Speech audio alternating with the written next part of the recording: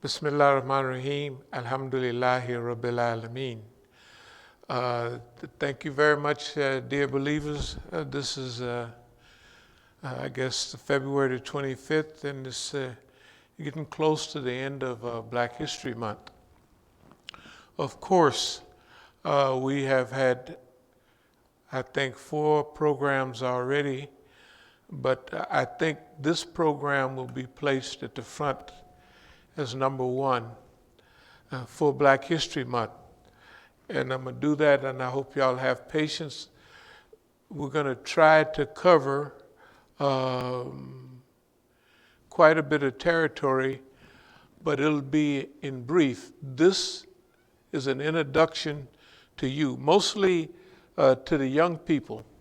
This is an introduction. With this series of videos, we're going to distribute right away. Like we got Howard over here, we got over in Baltimore. There's a university over there. It used to be a BSU. Yeah, over there in Baltimore, at Morgan State. Yeah.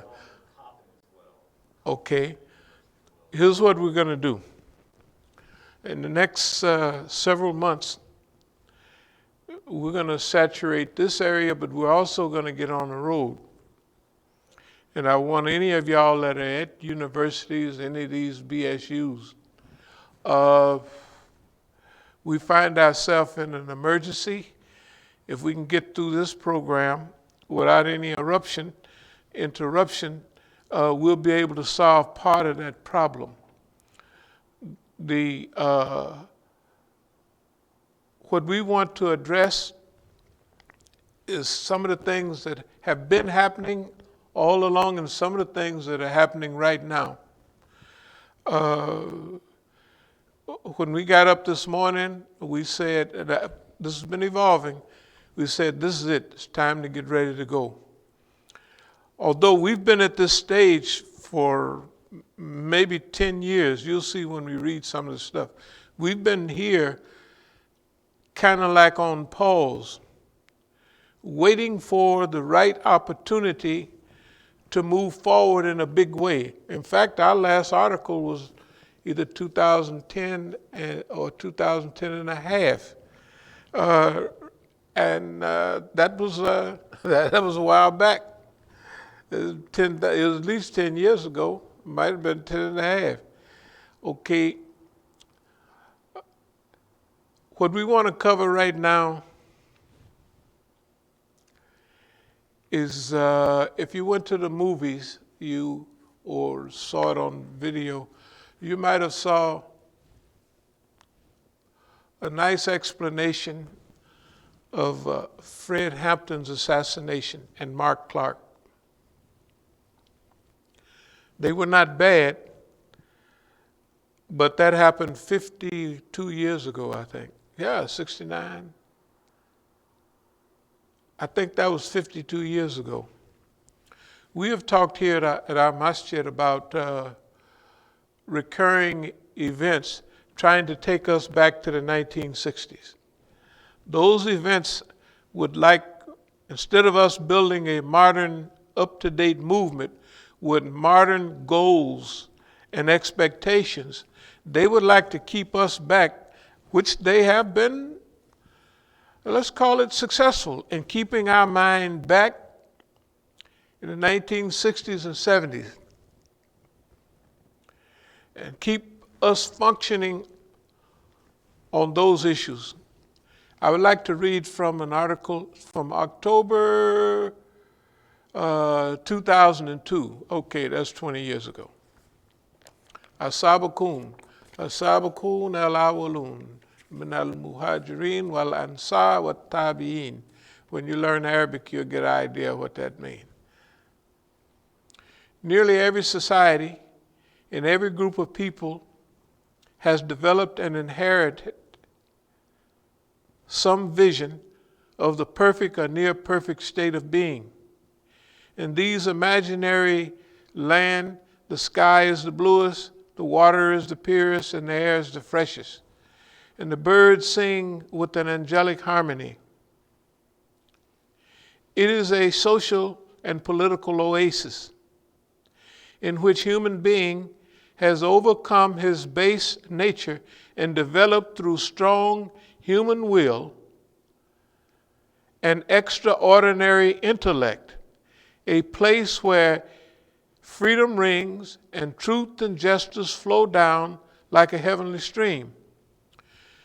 Utopian socialism hold that in this society, propertied groups will peacefully and voluntarily relinquish their holdings in order to achieve a common ownership of the means of production. In James Hilton's novel, Lost Horizon, there existed a place, a virtual paradise on earth called Shangri-La. In the classic movie, The Wizard of Oz, there was a song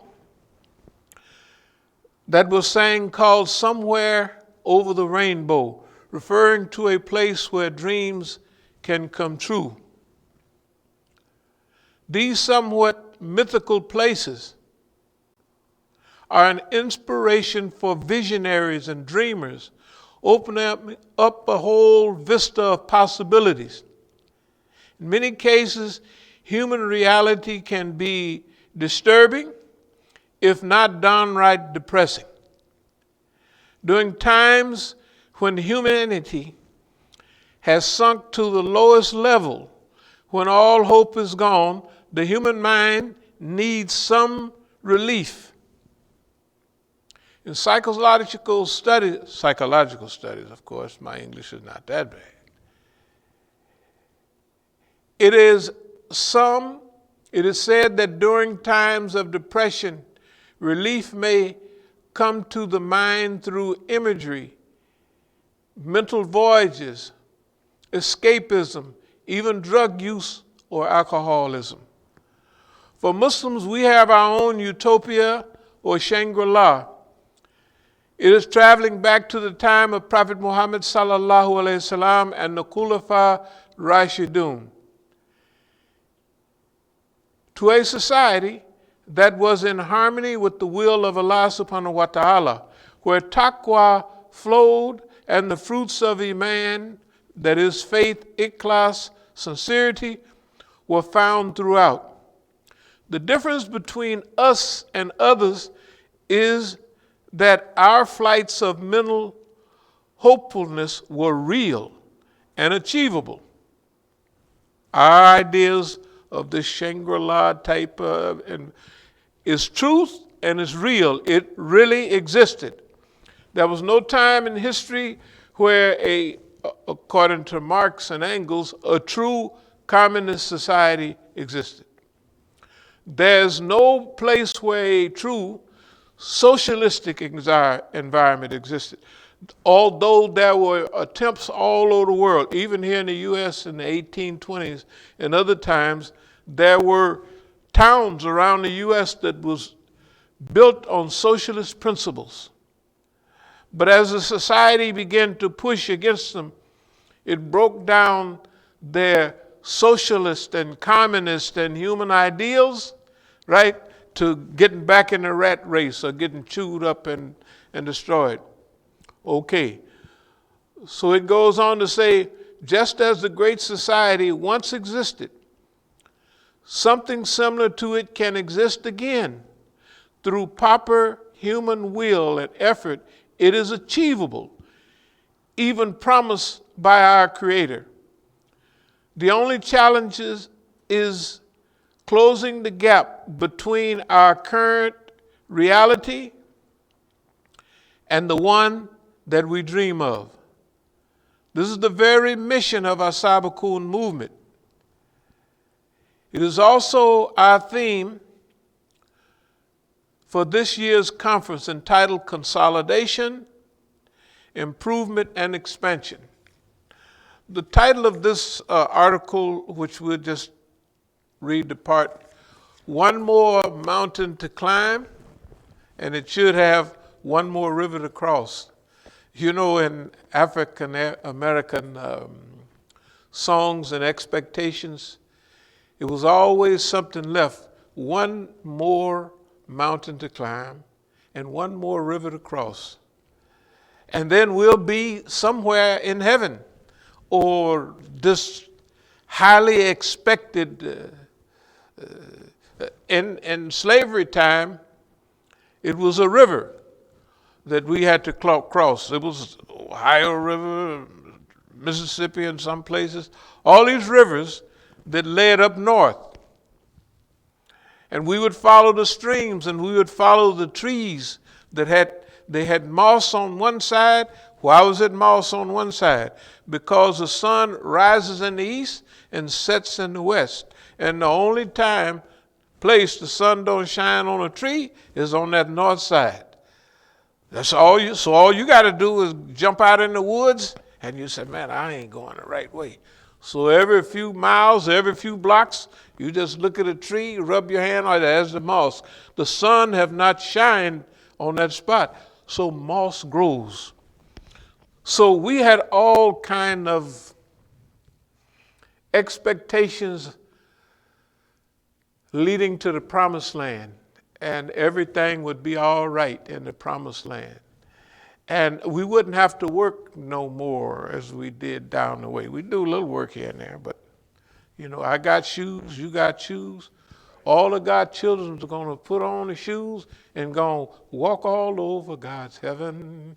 Hey, man. In other words, you think, oh, well, if you saw that movie, what was the name of that thing, with Denzel Washington, Glory.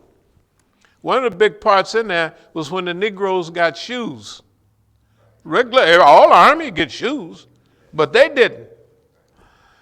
So you can't expect, because see, y'all probably a little young. I just turned 76 the other day. We got shoes too when we started the school. The rest of the time we was running around in the country barefooted. Everybody, not some of the people, but what was the sense of buying a kid shoes when they was going to outgrow them before they can wear them out? And therefore, we didn't have the money to waste on shoes. Especially out in the country, you're not going to step on no glass, cut your foot, or nothing like that, right? We all, until we started school, we were barefooted. That's in my time, okay? So a lot of things have changed recently. In fact, half of us, I go in the houses and I see the Negro might have 20 pairs of shoes. And all of them these modern, we used to call them tennis shoes, whatever they call them. Basketball shoes, everything. But they, that's a lot of shoes. Okay, people don't think about it now. That's a lot of shoes. When you would have, even when we got grown, we walked to school every day. Most black people, they wore their shoes out, and they used to have to go get them fixed. Or what would they do? We'd had cardboard in our shoes. You probably, the kids have never heard cardboard. Why did you have cardboard? Because right where your foot hit the ground, you wore a hole in that shoe. Right? And you had to put cardboard in there to stop, your foot from touching the ground. My stepfather used to do that out of habit. When he was a kid, that's what they used to do. It was a habit. And so he didn't need to do it. He didn't need to do it, but he kept on doing it. He couldn't think of throwing away a pair of shoes, throw them away because they got a hole in it. The Negro nowadays throw a pair of shoes. You can see shoes hanging up on the telephone. You couldn't see them like that in my day. Hey, man, good shoes hanging up on the wire. The Negro would have got electrocuted getting up there trying to get them shoes, right? That's the difference between now and then. And in my lifetime, that's totally changed. So now we want to think about this imaginary land. And this imaginary land is, it could be called Shangri-La. It had many names, and Lost Horizon, it was Shangri-La. But these were imaginary lands. In the Wizard of Oz, that place was called whatever it was called, the Wizard of Oz. But they had a song in there sang by Judy Garland. Now, in later years, the Negro ladies were singing it. They sound, not to prejudice, of course. They really put a spin on it. What was the lady from Philadelphia? I'll think of her name in a minute. Same lady dancing in the street. Martha Reeves. Yeah, Martha. It was Martha and the Vandellas when I was a kid. So Martha Reeves sang Somewhere Over the Rainbow. And I'm not saying it was better than Julie Garland's, but it sure got you in the mood. Somewhere over the rainbows where dreams come true. Right? In that mythical place, the skies are bluest, the waters are freshest, and dreams come true in that land. Okay, now we have